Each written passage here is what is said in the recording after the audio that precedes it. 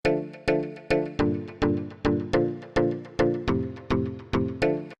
Friends, வணக்கம் and welcome to எங்கள் வீட்டு சமையல்.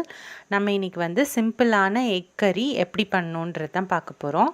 இது வந்து பூரி, சப்பாத்தி, நான், இட்லி, தோசைக்கெலாம் தொட்டு சாப்பிட்லாம். ரொம்ப சுவையாக இருக்கும். ரொம்ப சிம்பிளான மெத்தட் தான். எப்படி பண்ணலான்னு பார்ப்போம் வாங்க. இப்போ வந்து நாங்கள் 3 முட்டையை வேக வச்சு எடுத்து வச்சுருக்கோம். ஷெல்லெல்லாம் இப்போ நம்ம எடுத்துட்டோம். அந்த முட்டையை வந்து ஃபுல்லாக அந்த மாதிரி ஃபோக் வச்சு நீங்கள் குத்திக்கோங்க. இந்த மாதிரி நம்ம ஃபோக் வச்சு குத்திட்டு முட்டை குழம்பு பண்ணும்போது அந்த உப்பு காரம்லாம் நல்லா இறங்கி இருக்கும். அடுத்து ஒரு வாணலியில் கொஞ்சமாக எண்ணெய் விட்டுட்டு மஞ்சத்தூள் கொஞ்சோண்டு, மிளகுத்தூள் கொஞ்சோண்டு, உப்பு இது மூணுத்தையும் சேர்த்து கொஞ்சம் நல்லா ஃப்ரை பண்ணிக்கோங்க.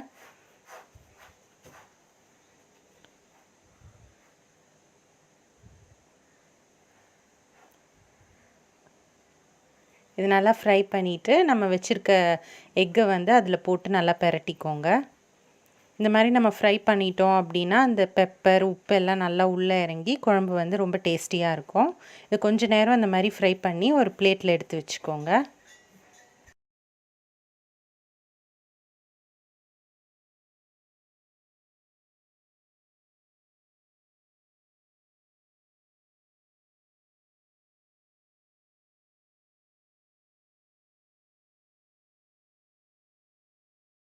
இப்போ வந்து நம்ம ஒரு 50 ml போல் நல்லா கட்டி தயிர், புளிக்காத தயிராக நம்ம யூஸ் பண்ணிக்கணும். அதை ஒரு கிண்ணத்தில் போட்டு நல்லா விப் பண்ணிக்கோங்க இந்த மாதிரி.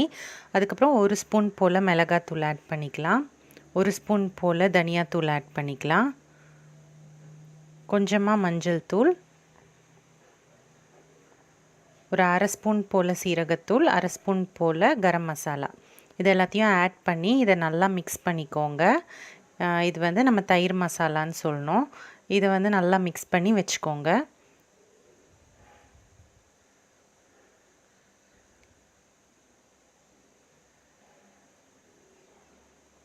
இப்போது ஒரு கடாயில் ஒரு 4 table spoon 3 to 4 table spoon எண்ணெய் விட்டுட்டு அதில் 2 பெரிய வெங்காயத்தை பொடியாக கட் பண்ணி வச்சுருக்கோம் நாங்கள். அதை வந்து சேர்த்துக்கிறோம்.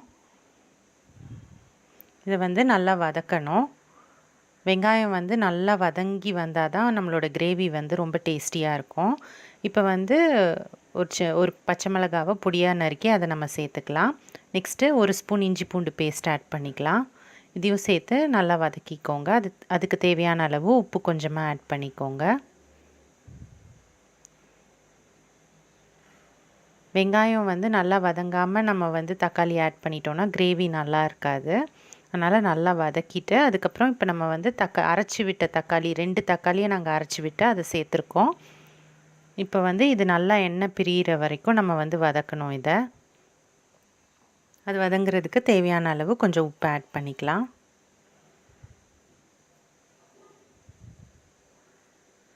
இப்போ பார்த்திங்கன்னா நல்லா எண்ணெய் பிரிஞ்சு வதங்கிருச்சு. இந்த ஸ்டேஜில் நம்ம வச்சுருக்க தயிர் மசாலாவை இதில் ஆட் பண்ணிக்குவோம். ஆட் பண்ணி இதை நல்லா மிக்ஸ் பண்ணிக்கோங்க. இதுதான் நம்மளோட கிரேவி. இப்போ இதில் வந்து கொஞ்சமாக தண்ணி விட்டுக்கலாம். நமக்கு எவ்வளோ அந்த கிரேவி கன்சிஸ்டன்சி வேணுமோ அந்தளவுக்கு நம்ம வந்து தண்ணி விட்டுட்டு அதை வந்து கொஞ்சம் கொதிக்க விடுவோம். எண்ணெய் பிரிஞ்சு வர அளவுக்கு நம்ம கொதிக்க விடணும். இப்போ பாருங்கள் நல்லா கொதி வந்துருச்சு, எண்ணெயும் பிரிஞ்சிருச்சு. இந்த ஸ்டேஜில் நம்ம வந்து கசூரி மேத்தி, காஞ்ச வெந்தயக்கீரையை நசுக்கி இதில் ஆட் பண்ண போகிறோம். இது வந்து ஒரு நல்ல ஃப்ளேவர் கொடுக்கும்.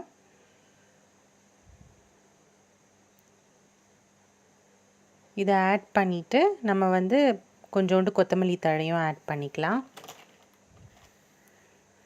இதுக்கப்புறம் நம்ம வேக வச்சுருக்க முட்டையையும் இதுலேயே ஆட் பண்ணிக்கலாம்.